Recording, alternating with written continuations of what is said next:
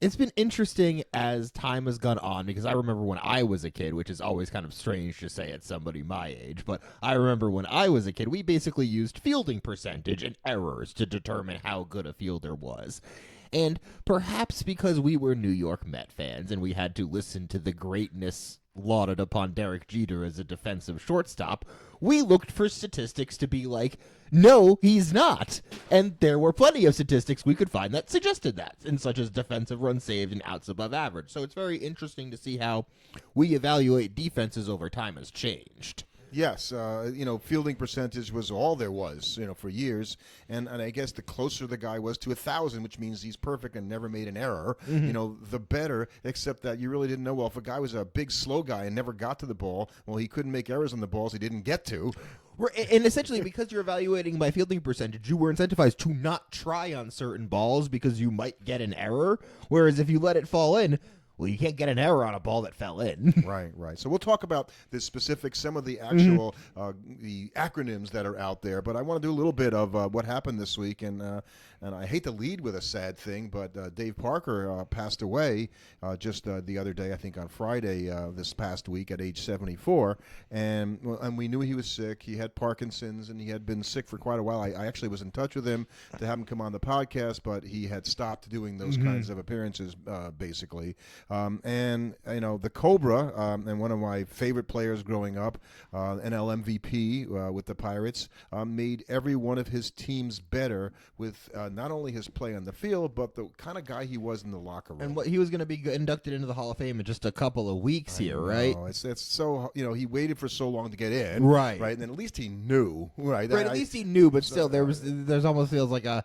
You kind of blew one there, Hall of Fame committee, by waiting so long. I feel bad. He had some issues back in the 80s with drugs that sort of took a little luster off the shine, I think, of his reputation. And that might have been why it took so long. I think it's possible, but he got past that and became a leader again for even the Oakland A's when he was there for a short time when they won the World Series in 1989. Anyway, I'm very sorry to hear that, and we'll kind of pass over the Wander Franco thing a little bit. Just an awful story. He will never play, in my opinion. I'm sure you would agree. If Trevor Bauer was excommunicated for what he was excommunicated for, there is 0% chance a team touches Wander Franco. So that's just at awful least in news. the United States. Maybe some team overseas will take him. And the Rays don't have to pay him, and you're on the suspended list. So don't worry about the fact they were on the hook for $182 million. Right, they get a huge break, and hopefully this. I don't know about a break, but hopefully for their teams going forward, it is a break because they can spend the money without the concern that somehow they're on the hook for this contract. Now that money's back in their pocket, and hopefully they'll spend it. Right. So let's go to baseball stuff, more interesting things. And some of the news of the week, Corbin Carrol, the Diamondbacks, broke his left wrist. The Diamondbacks have been scoring some runs, not necessarily preventing them so well. But that's a blow, obviously, to that team. I mean, just a lost season becomes more lost if you're the Diamondbacks. I'm not ready to. We'll do that a little bit when we do our division by division thing. There would be a team I'm not yet ready to proclaim. Okay, I think it might not happen, but it's real close. This injury is the type of thing that changes your ability to say that. On the heels of the Corbin Burnes injury, by the way. Right, exactly. Whereas for a team that's going well, everything's going great in Detroit. They're opening up a huge league over in the AL Central. But we got to see some more young guys kind of showing out this week, and we got to see Brewers ace. Is it Jake Mikorkowski? Mizorowski. Right. Mizorowski faced Paul Skeens in a game this week. Yes. In what? For the first time. I am sure both fans in Milwaukee and Pittsburgh are hoping will be a mainstay NL Central matchup for years to come. I'd like to see that happen 40 times in their career. Right. It would be great. That would be wonderful. Both those guys throw over 100 miles an hour occasionally. Although Mizorowski had the most pitches over 100, I think, this year in a game. And he started his career with a flash and actually won the battle between them. So really exciting to have two 23-year-old kids who are hopefully going to be around and pitch, consistently. And it's wild to say this, speaking of a 26-year-old kid, Juan Soto.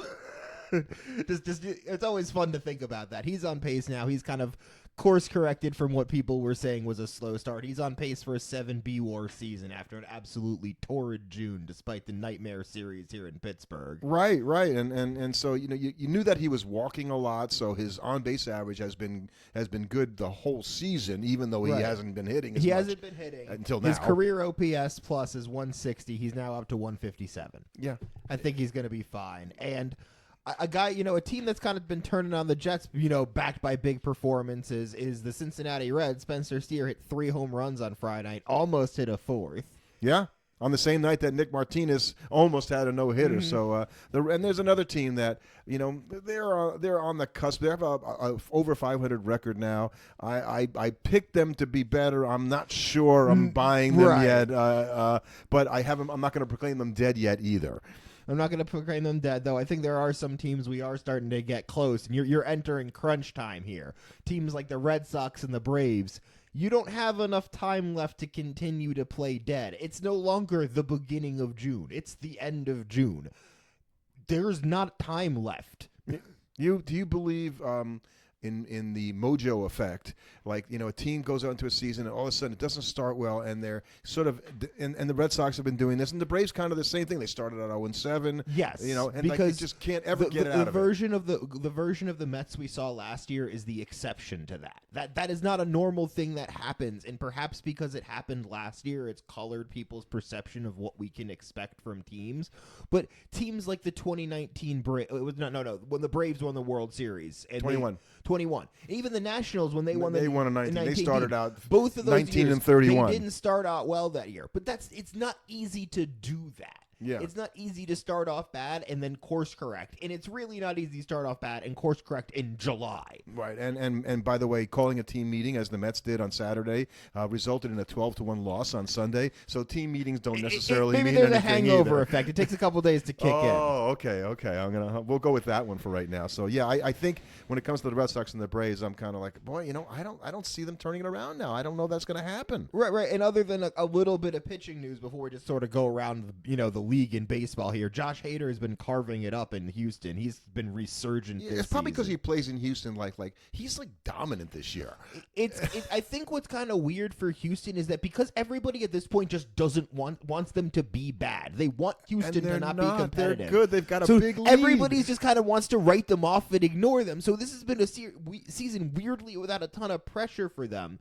But at the same time, it's also been helped that the Mariners, we thought, had finally run out to the lead and then just sort of did what they always do and tripped over themselves. So true. And Julio Rodriguez is having just a dismal year, in terms of what we expected from him this year. But the Astros, the team that everybody loves to hate, and those darn guys are up 7 games, And they're also helped because, sure, the Rangers might have the best team ERA in baseball, but the one thing we kind of didn't expect was that entire team would just forget how to hit the baseball, too. I can't understand it. And the Astros pitching has been really good without guys like Verlander. Right. And Framber Valdez has been excellent. Hunter Brown has been amazing, right? The guy that nobody knows. And he was the guy, remember, he looked like Verlander in terms of the way that he pitched up there. Well, now he's pitching like Verlander. Right. So, I mean, they're going to be tough now. Right. And we might as well kind of go around the league and take a look at the divisions right now. And I think something that I certainly didn't expect is the Yankees suddenly find themselves in the divisional race with the Tampa Bay Rays and the Toronto Blue Jays. Yeah, the talk this week was because the Rays had been playing very well. They had a little bit of not a great weekend, but is that, where are they going to play their playoff games? Are they going to play them in Steinbrenner Field in Tampa, the minor league? No, it's not a minor league. Well, it is a minor league ballpark, but it's the spring training home also, right. Of the Yankees. And, 11,000 people for a playoff game. No, they'll go to Miami. We'll go to Miami. They don't want to go to Miami and play in that ballpark. Fans in Miami don't want to go to Miami. But at least there'd be a playoff game. Right. It just wouldn't involve the Marlins.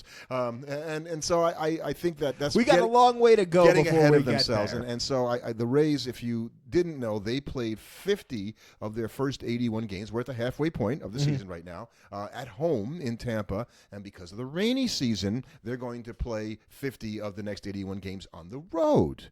Right. And that's the kind of thing that can kind of grind you down real quick. So And so we'll have to see. But the Blue Jays have kind of come back in that division. And I think if you wanted to talk about a team that had a bad mojo season, the Baltimore Orioles are who you would say had a bad mojo they probably would season. tell the Red Sox, hold my beer. Right. Let's talk. Meanwhile, over in the AL Central, Detroit is just feeling great. I mean, they're just like, oh yeah, we got an 11-game lead. None of the teams behind us are playing well. We even haven't been playing super great as of late, but it doesn't matter. I think they're probably the one team in baseball that can feel pretty comfortable that they can cruise to a playoff spot. It looks that way, and they did lose Jackson Jobe for the season, so that they took that sort of in stride. I think an injury to Tarek Skubal, not saying it's going to happen, don't want it to happen. Right.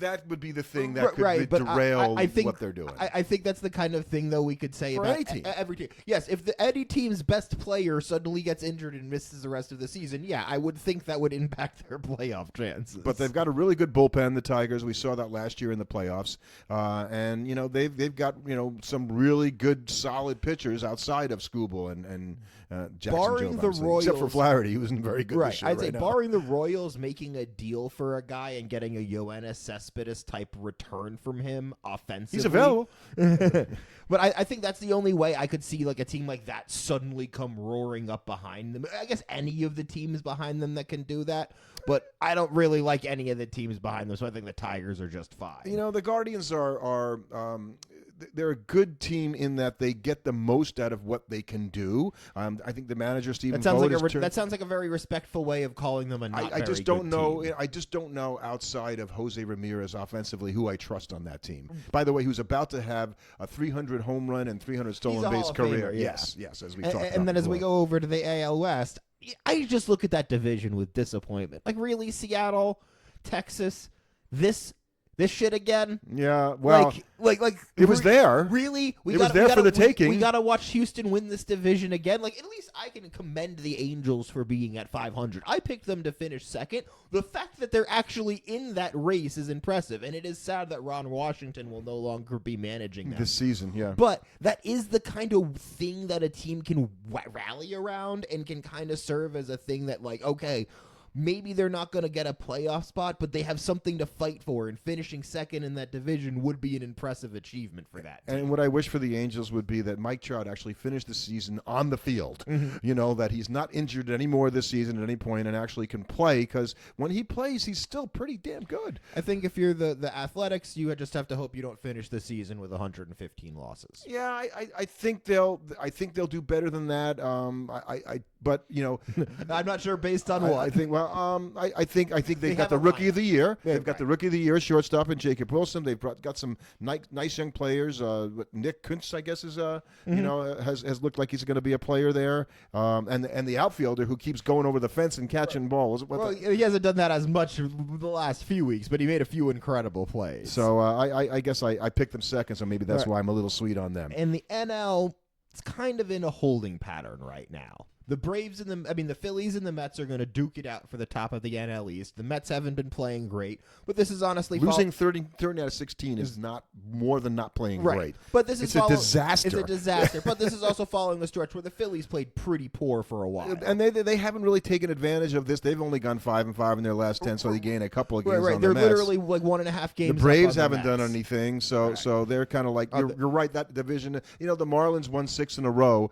That's nice. The Braves, barring the Braves playing at a virtually unpredictable 900 win percentage in the second half, it's unlikely that they're going to be contending for the division crown. Oh, the division crown, I think, is going to be difficult. A wild card spot. For a wild card spot, they don't need to play losing 900 Sale hurts them. Strider pitched here on Sunday today and lost to the Phillies. The point is you got to win the game that Strider starts. Schwellenbach was great on Saturday, and he's the guy who's probably the most solid guy in that rotation right now. You've got the NL Central where the Cubs are kind of doing what they've been doing. The Cubs are the playing class. as great. That recently. team can score. It'll be interesting to see what happens when we have the Brewers-Cubs series coming up at the start of this week. I believe they're playing each other. And the Brewers come to the city and play the Mets. Right, and I think they play the Cubs. I think they play the Cubs relatively soon. Yeah, I know Imanaga has come back and looked pretty good in his first start, so that's a boost for them because losing both him and Justin Steele, that's not easy, although that team, like I said, can score. Right. That team can score. And the Cardinals, give them credit. They had a good weekend. They swept the Guardians. And Sonny Gray how about this? Sonny Gray had an 89 pitch. He had a Maddox. He had 11 strikeouts. Having 11 strikeouts with 89 pitches, that's not easy. Right? So he had a 96 game score. And we did our whole thing on game scores a few weeks ago. So that's when you start with 50. He got because he didn't give up many hits. He pitched the whole game. He get bonus points for pitching all 9 innings. The 11 strikeouts with low walks. That's how you get something close to 100, which is really hard to get. And as we finish out in the NL West, things are starting to kind of put themselves in order there. The Giants have kind of fallen a little bit back. The Dodgers have reasserted themselves. Otani's throwing 101 miles an hour. And the Padres are kind of chasing them. So that's kind of playing out as we expected.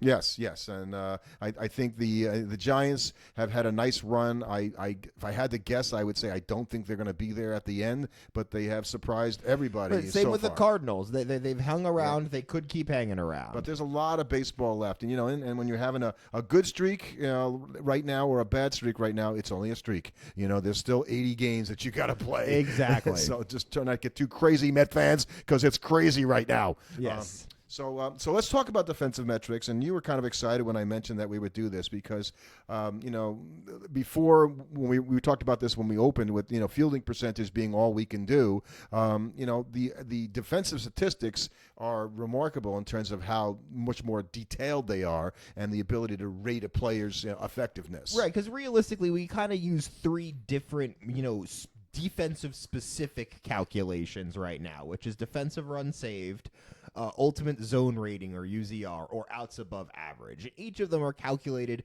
very slightly differently from one another, but they're all sort of trying to look at what percentage of plays that a player could be expected to make does this guy make. And that's going to really tell you how good this guy is. Now, UZR might kind of give you more of an idea of okay, does this guy have a bigger range than somebody else? The guys that do this evaluation, they love UZR. It seems to be one of the ones that the pundits like to talk about the most. And it's still a little hard for me to understand how you've got a medium, a mean, right? So is he better or worse than average in terms of his range? Okay, then with that thing, is he able because it's looking at is he above or below average fielder in range, outfield arm, double play, and errors. So that's kind of telling. Or infield arm. Or infield arm. Well, I think in infield arm that kind of goes more into errors because they're not. You're being judged on your ability to get assists. So they're looking at your ability to. When they're saying range, they're not so much saying how far do you get the ball, but on average, when a ball is hit to you, how good are you about getting to that ball, which is something you can measure for both infielders and outfielders. And it's not just getting to it; it's but actually fielding getting it cleanly and making the play. We see Francisco Lindor, who is one of the better defenders at shortstop in all of baseball. His ability to get to the ball. Maybe there's guys that are a little faster than him. He's a little older than he was when he when he first was quick around there. But his ability to convert and make the throw off balance and all that kind of stuff and get it to first because he's been doing it for so long makes his range factor. That helps his range factor because he's doing a good job of getting it there. You can pick up the ball and if you can't make a throw, you haven't done anything but just stop the ball from going into the outfield. And outs above average is just solely focusing on their ability to get the ball. So it's just that's just telling you how good are they at getting to the ball. So a guy that's really good at running something down but maybe doesn't have the best arm is going to be rated higher on outs above average than in UZR, which versus the statue, right? Like Mark Vientos at third base, where the ball's getting through, but if he comes to him, he's probably going to make the play, and he's got a good enough arm, but he ain't getting anything. Right. If Fielding he has percentage looks okay for him, right? So you got to be, and then there's defensive efficiency ratio, which I'm not going to get into, the statistics, but basically it's factoring in runs, errors, and it's divided by plate appearances. So they're also looking at the positional adjustment because now we also have to take into account that wait a second, if we're shifting the second baseman all the way over to stand just to the side of second base, right, and a guy hits the ball through the hole on the right side in a place where he would normally otherwise be standing. Should but that be counted against the fielder? Right. He was shifted out of position to a point where he couldn't get that ball. But he's a second baseman. It should have been there. So, right. I think there's also one called fielding run value. Did we talk about that? No, we did not. So StatCast came up with this one, and it translates a player's defensive performance into runs, allowing for comparisons across different positions. So right, you're comparing different fielders. And the reason why this has become such a big thing for teams and what we have noticed as fans is that there's a lot of invisible runs that get scored in a season because of bad defense. And what a lot of people think of as bad defense isn't bad. It is bad defense, but that's not like what kills you in a season. When people think of bad defense, I think they think of errors, poor throws. The killer stuff is balls hit into the gap that if the guy made a good read on, he would get to, but because he makes a bad read or gets a bad jump, it falls for a double. All the hits that fall in because your second baseman doesn't read a little line drive over his head, right, it turns into a single instead of him just roaming back 5 feet and catching. I can give you an example this week of watching the Mets in Pittsburgh. Soto playing right field, a ball goes over his head, it hits the outfield fence above his head, and he misjudges it coming off the and fence. It kicks far away, and the guys are running around the bases, and he didn't make a good read on the bounce. Now the next time that happened, because it happened again in the same game, he was right there. Well, and he actually made another mistake today in right field, ranging back on a ball. He didn't get quite a good jump on it. Went back to catch it, hit out of his glove, and he dropped it. And then like an inning later, Ronnie Mauricio made a play at second base that was much more traditional bad defense. He just flubbed the transfer and allowed a guy to get to second. That's what people think of. But errors in judgment are right. And that's how we're sort of evaluating these guys with these advanced stats going, well, he should have been in the right position. Right. You can really see, because you might not think about having how slow a right fielder affects your team, but believe you me, watching Sterling Marte play right field last season for the Mets showed me how painful having a slow... Yeah, you were on that all season last season, right. Just about his lack of ability to get to the ball. Because when you watched him play, he looked fine. He would make all the catches, and he didn't look bad doing it. But what you didn't see were balls that would be hit into the gap that a different right fielder, if they were playing out there, would catch, and he couldn't get to. And his, I'm not saying his defense. He was coming off an injury, and he was babying it. I think this is my opinion. I'm not saying and wasn't going to run for it the way that he did when he was fully healthy. But it was the kind of thing that you couldn't necessarily see it. Right. That's what I'm saying. You it's don't really invisible. It's not lack insidious. Of effort, or is it lack of effort when the guy's trying to protect an injury? If you look at it carefully, lack of injury or ability. Maybe he just couldn't. You saw that a couple times today with Jeff McNeil playing center field. He's doing his level best out there, but he's not Jose Siri. So the other thing that made me, when I look at this, when you look at defensive stats, and this is all relatively new. We have all these advanced metrics, right? So if you go back in time when we had just the fielding percentage, but if you go into Baseball Reference, you'll see D-WAR for guys that played. DiMaggio have a D-WAR and Ty Cobb will have a D-WAR. And I always sit there thinking, well, how the heck did they calculate that? The guys weren't in there like keeping the detail that they do today when this thing. Because you don't need the detail for the things that aren't like anything that isn't measuring range. You don't need the detail. But there's no range measurement. And the guy in 1927 doing the scorebook was not writing in range factor. Right. So you can't figure out DiMaggio's UZR, but you can figure out his D-WAR because you don't need the range factored into that. Well, the D-WAR will basically be mostly on his fielding percentage and lack of errors that he makes in there. It's you're weighing him against measurement, and you're more weighing him against the rest of his peers. And you also run to the thing where we're like, well, why does sometimes center fielders have less D-WAR than a left fielder? Well, because on average, center fielders are better defenders. So to be better than the rest of the other center fielders, to have a good D-WAR is way harder than being a left fielder, where there's at least a couple really terrible. I mean, let's put it this way: Nick Castellanos plays right field, so any other right fielder that isn't terrible just automatically gets D-WAR because of that. I think that's a really good point. And we always talk about how, like, at first base, it's hard to gain defensive WAR points because there's just not that many things you can do there to be lots better than the other guy. Right, exactly. and whereas like a third baseman, you're going to run to the issue of, there's a lot of really good defensive third basemen. So the rest of the third basemen are probably happy that a guy like Mark Vientos shows up and plays a bunch of games. He makes me look better. He makes me look better. so we're going to D WAR. We're going to start doing this sort of stat of the week thing because it's kind of fun So if there's anything out there that you ever were kind of confused, you hear get brought up all the time, reach out to us on X or Blue Sky or reach out to us in the comments. Let us know, and we'll definitely take a look at it and go over it. But we won't do anything about RBIs. You know what that is.